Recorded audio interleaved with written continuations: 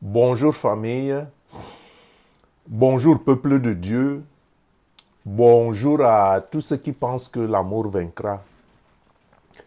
Mais l'amour ne peut vaincre que quand il a déjà la victoire dans votre cœur. Et cet amour-là, c'est un amour inconditionnel et il faut absolument travailler sur soi-même. Je dis cela pourquoi? Je dis cela parce que j'ai intitulé notre méditation de ce matin « Seigneur, aide-moi à changer mon cœur ». Parce que beaucoup de chrétiens sont convaincus que ce qui leur arrive est normal. Beaucoup sont convaincus que ce qui leur arrive est normal. Et d'autres le sont beaucoup plus à cause des enseignements qui disent que c'est Dieu qui nous envoie les épreuves et les peines de la vie sur terre parce qu'il nous réserve le paradis. C'est vrai et c'est faux en même temps. C'est vrai et c'est faux en même temps. Pourquoi? Parce que quand on lit les Écritures en profondeur, on ne voit pas que Jésus-Christ, je veux dire que Dieu donne un héritage à l'homme qu'il a aimé, à l'homme qu'il a justifié, à l'homme de foi qu'a été Abraham. Et il n'est pas possible que Dieu donne une promesse et que ce soit une promesse de souffrance. Parce que la promesse que Dieu avait donnée à Abraham était que sa postérité posséderait la terre et elle posséderait même les portes de ses ennemis. Et quand on regarde la terre, cela est loin d'être peut-être le cas parce que le peuple de Dieu est sous oppression et nous parlons que nous attendons que Jésus-Christ vienne nous libérer. Bon, c'est vrai que quand Dieu donne une promesse, quand un prophète fait une prophétie, cette prophétie-là ne doit pas se réaliser tout de suite. La prophétie de Dieu prend toujours un temps avant que cette parole se réalise. Et voilà pourquoi il est écrit que si cette prophétie tarde à s'accomplir, attends, elle s'accomplira à son temps. Bon, je dis donc que Dieu a fait la promesse à la postérité d'Abraham qu'ils posséderont la terre. Et quand on regarde les choses aujourd'hui, nous disons que la terre est entre les mains de Satan. Et la terre est entre les mains de Satan. Pourquoi? Ce n'est pas que la terre a été donnée à Satan. La terre est entre les mains de Satan beaucoup plus parce que la majorité des hommes prêtent allégeance à Satan. Puisque si la terre a été donnée au Fils des hommes, ça veut dire que aucun esprit ne peut s'imposer sur la terre sans passer par les hommes, puisque la terre a été donnée au Fils de l'homme. Et ça, c'est la parole de Dieu. Et ça veut dire que quand un esprit comme Satan possède la terre, c'est parce qu'il passe à travers les hommes. Et si nous voulons que Dieu repossède la terre, il faut aussi que Dieu passe par les hommes, que nous soyons les hommes qui sont soumis à Dieu, qui ont le cœur de Dieu, qui font la volonté de Dieu. À ce moment-là, Dieu agira à travers nous. Parce que nous comprenons toujours mal. Quand on dit que le royaume de Dieu descend sur la terre, nous prions des choses et nous prions des choses que nous ne comprenons même pas. Quand le royaume de Dieu descend sur la terre, le royaume de Dieu doit d'abord descendre dans mon cœur, et puis de mon cœur à vos cœurs, et de vos cœurs que le royaume de Dieu se répande. Ça veut dire que ce que je suis en train de faire, c'est pour implémenter le royaume de Dieu.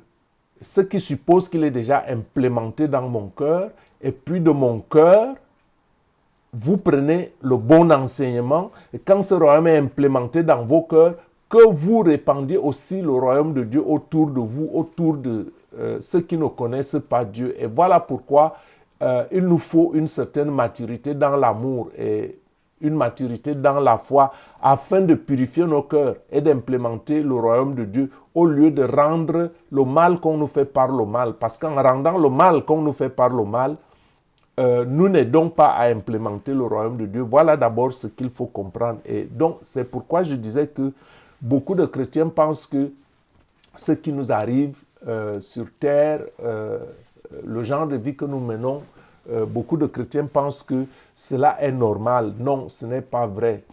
Oui, Jésus-Christ a dit que je vous donne le royaume, mais cependant, nous avons quelque part une double identité. Nous avons une identité en tant que postérité d'Abraham qui doit posséder la terre, et nous avons une double une autre identité en tant que fils adoptif de Dieu par Jésus-Christ, c'est-à-dire qu'à travers Jésus-Christ, nous avons un héritage éternel et à travers Abraham, nous avons un héritage terrestre. Il faut que les gens le comprennent et que la vie sur terre, pour le chrétien, n'est pas une parenthèse de souffrance.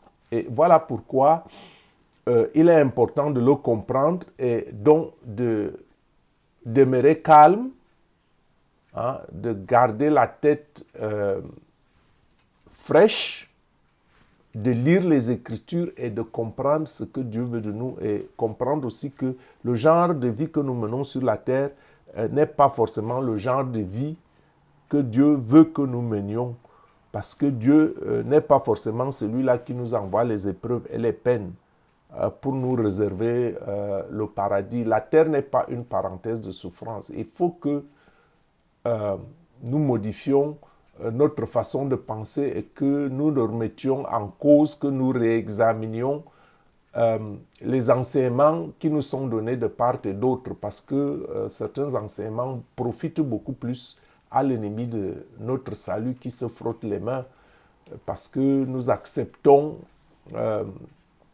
des choses qui nous maintiennent dans certaines conditions de vie. Et donc voilà pourquoi je dis que oui et non, les épreuves et les peines ne sont pas forcément ce que Dieu veut de nous, parce que nous sommes quelque part en guerre. Ainsi donc, beaucoup d'entre nous peuvent passer à côté de leur vraie destinée sur terre à cause des doctrines qui les maintiennent en captivité. La Bible nous recommande de sonder tout esprit et par conséquent, le chrétien mûr devrait aussi prendre soin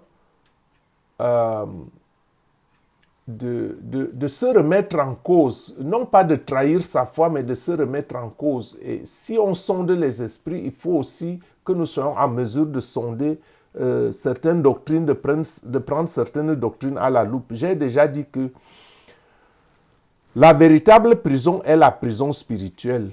Parce que vous rencontrez des hommes et des femmes libres physiquement, mais quelque part dans leur façon de penser, ils sont dans une prison. Ils sont retenus par de grandes chaînes, par leur façon de penser. Pourquoi? Parce que quand vous mettez votre foi sur ce qui vous condamne à être ce que vous êtes, alors le monde des ténèbres et l'ennemi de nos âmes se frottent les mains. Hein? Il a la victoire sur nous parce que nous acceptons volontairement ce que nous ne sommes pas. Je veux dire que quand Dieu nous envoie sur terre, il nous envoie pour faire une certaine mission.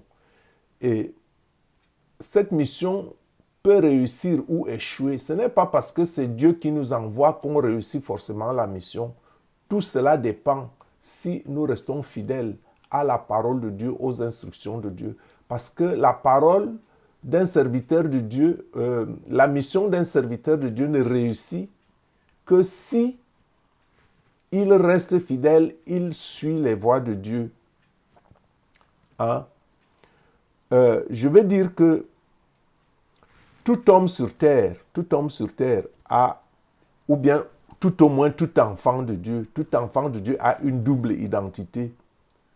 Parce qu'il y a une identité qui est relative à notre mission, ce que Dieu veut que nous soyons, le but pour lequel Dieu nous a envoyés sur la terre. Hein? Et en ce sens, Nous avons une identité, je dirais, prophétique. Et puis, il y a maintenant ce que nous sommes sur la terre. Ce que nous sommes réellement. Est-ce que nous devenons ce que Dieu veut que nous soyons? Est-ce que nous avons accompli notre mission ou pas? Cela pose donc le problème de l'identité prophétique et de l'identité, je dirais, factuelle, ce que nous sommes. Hein? Et ce que vous êtes n'est donc pas forcément ce que Dieu veut que vous soyez. Et voilà pourquoi, quelque part, les Écritures le disent, le Seigneur le dit à travers l'un de ses prophètes, « Mon peuple meurt faute de connaissance. Mon peuple meurt faute de connaissance. » Donc, la réussite selon le plan de Dieu nécessite que nous marchions entièrement dans la voie de Dieu. Et il faut être à mesure donc de distinguer, comme je le disais tout à l'heure, la parole de Dieu et la parole des hommes. Pourquoi? Parce que la parole de Dieu est esprit et vie et elle accomplit toujours la volonté de Dieu.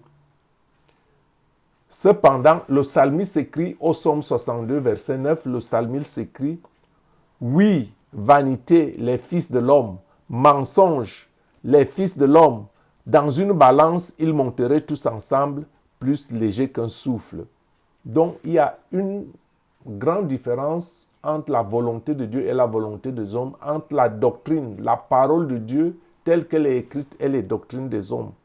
Il y a aussi une différence entre ce que Dieu veut que nous soyons, la mission que Dieu nous a confiée et la vie que nous menons sur la terre. Bon, qu'est-ce que je vais dire par là? Je vais dire que le peuple de Dieu aime bien Dieu, mais est des fois mal enseigné, est tenu prisonnier des forteresses, des enseignements des siècles, les doctrines des hommes. Je ne tiens pas cet enseignement ici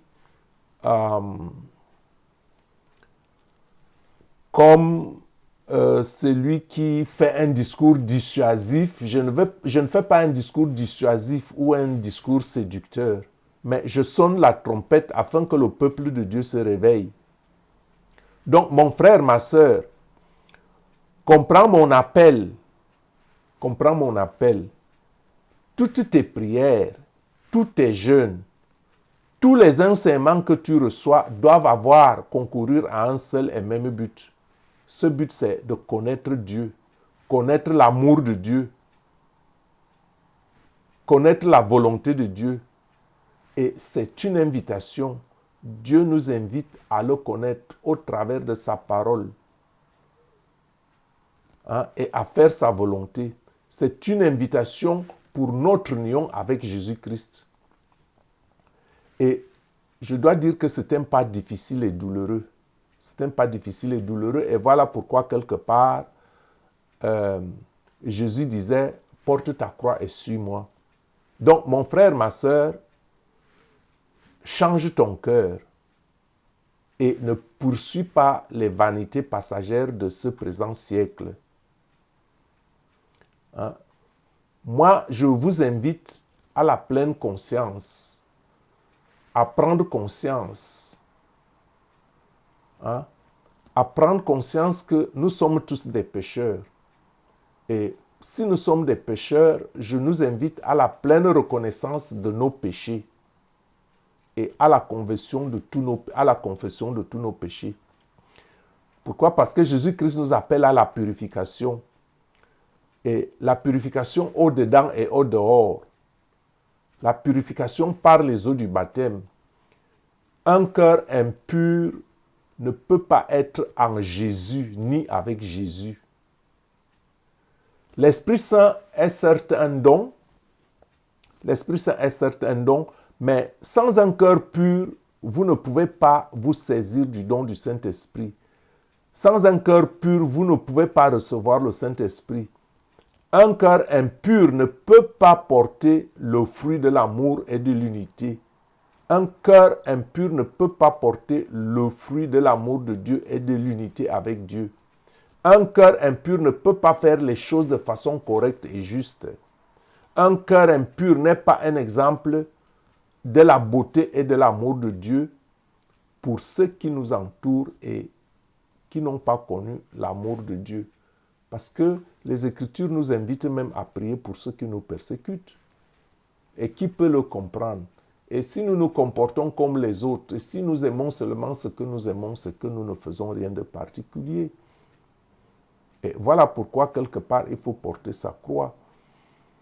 Et que même quand on vous ferait certaines choses, vous ne réagirez pas comme les autres. Parce que vous portez l'amour de Dieu, vous portez la paix de Dieu. Et qu'il est facile de gâter cet amour et de gâter cette paix parce que vous réagissez comme les autres. Je ne sais pas si je me fais comprendre. Je dis donc qu'un cœur impur ne peut pas faire les choses de manière correcte et juste comme Dieu le veut et comme Dieu l'attend de nous. Et je disais donc qu'un cœur impur n'est pas un exemple de beauté de l'amour de Dieu pour ceux qui nous entourent et qui n'ont pas connu l'amour de Dieu. Bon, je dis cela parce que je côtoie une certaine assemblée chrétienne dont les membres sont très engagés dans la prédication de la parole de Dieu, ce qui est très louable.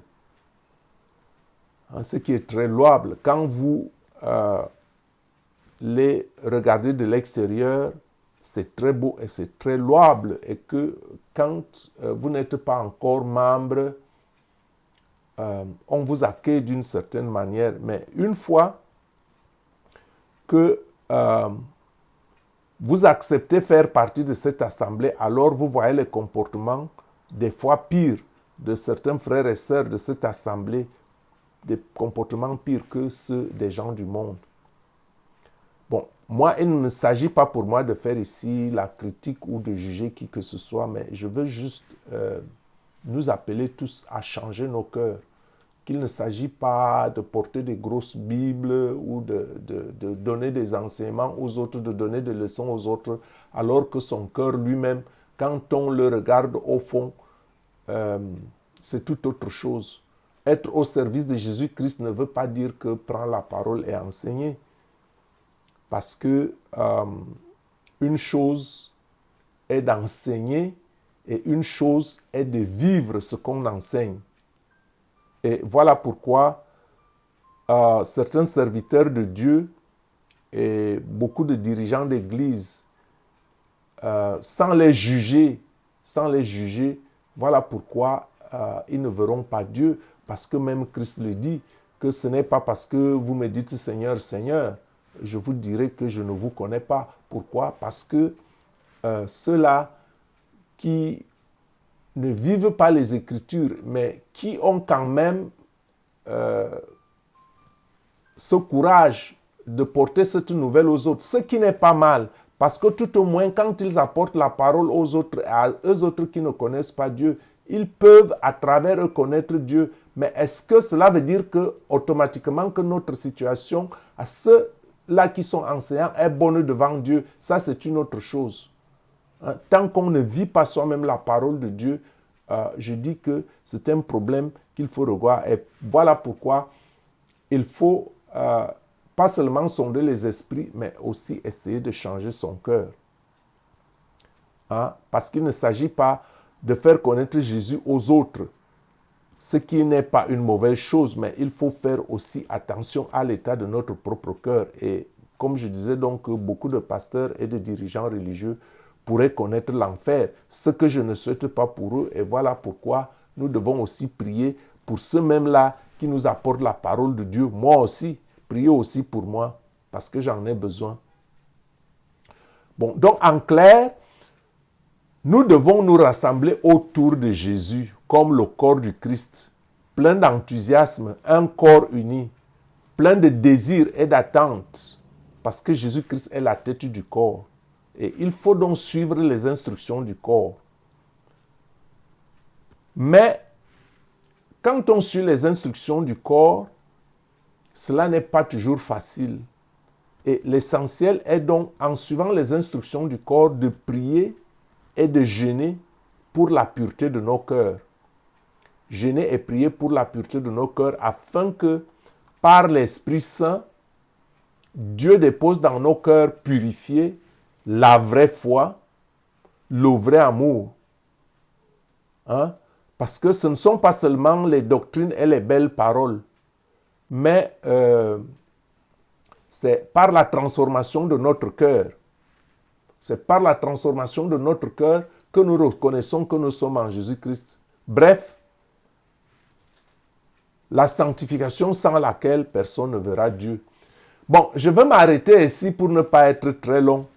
Et avant de clôturer, nous allons dire ensemble une courte prière, afin que nous comprenions que tout ce que nous faisons, toutes les prières que nous faisons, toutes les doctrines, tous les enseignements que nous suivons, tous les jeûnes que nous faisons, ce n'est pas ça en fait croire en Dieu. Croire en Dieu, c'est transformer notre cœur afin que notre cœur ressemble au cœur de Dieu, afin que l'Esprit de Dieu descende en nous et que l'Esprit de Dieu agisse en nous. Alors on aura donc accompli la mission de Dieu, parce que c'est à ce moment-là que l'Esprit Saint va se saisir de nous, nous guider, nous consoler et nous montrer le chemin. Et à partir de ce moment, nous vivrons sur terre la vraie destinée de Dieu, la destinée prophétique. Nous abandonnerons nos propres voies, parce que j'ai dit que il y a la destinée prophétique, il y a la destinée factuelle. Il y a ce que nous voulons être et il y a ce que Dieu a voulu que nous soyons. Et lorsque nous alignons donc nos plans à la volonté de Dieu, lorsque nous purifions notre cœur et que notre cœur commence à ressembler au cœur de Dieu, ce qui n'est pas facile, à ce moment, nous vivons le plan de Dieu pour notre vie. Et vous voyez que beaucoup de choses vont changer. Donc, prière. Seigneur, donne-moi le vrai amour, t'aimer par-dessus toutes choses, de toutes mes forces, de toute ma pensée, de tout mon être, et aimons mon prochain comme moi-même. Seigneur, donne-nous d'aimer ta parole qui seule nous purifie.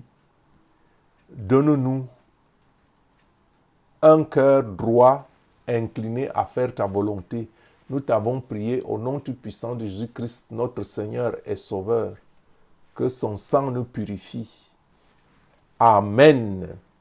Soyez bénis au nom tout puissant de Jésus-Christ. Je suis votre serviteur frère Gabriel Messi. Je voudrais juste nous exaucer et nous exhorter à nous préparer à la venue du Seigneur.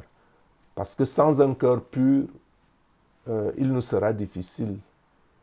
Dieu sonde les cœurs et c'est l'état de notre cœur qui nous rend droit et agréable à ses yeux. Soyez bénis au nom de Jésus. Amen.